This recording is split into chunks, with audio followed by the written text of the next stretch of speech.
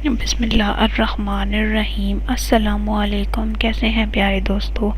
امید ہے اللہ پاک کی رحمت کے سائے میں ہوں گے۔ اللہ پاک ہم سب کو ہدایت پانے والوں میں شامل فرما دے اور ہم سب کو نیکیاں کرنے والا بنا دے، آمین یا رب العالمین۔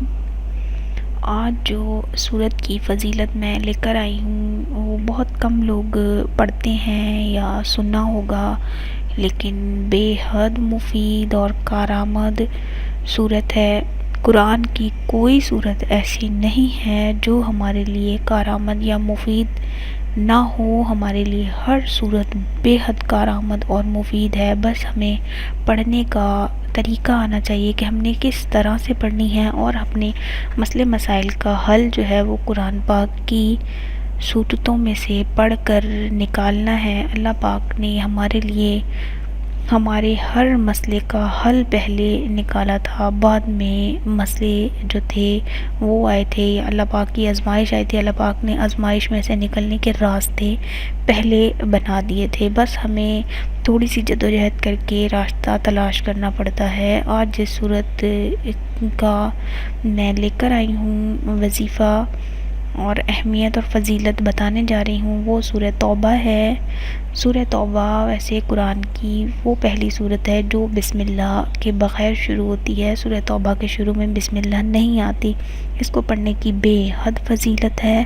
آپ اس کو پڑھ کے مغفرت کی دعا کریں، اللہ پاک آپ کی دعائے مغفرت ضرور سنے گا۔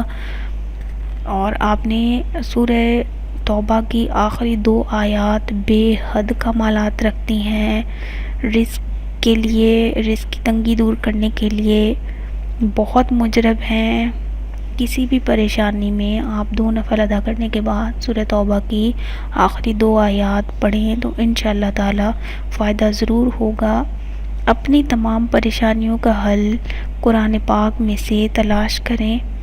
قرآن پاک میں سے جو تلاش حل کر کے بتایا جاتا ہے برائے مہربانی وہی حل آپ قرآن پاک میں سے کرنے کی کوشش کریں، انشاءاللہ آپ کی تمام پریشانیاں حل ہوں گی۔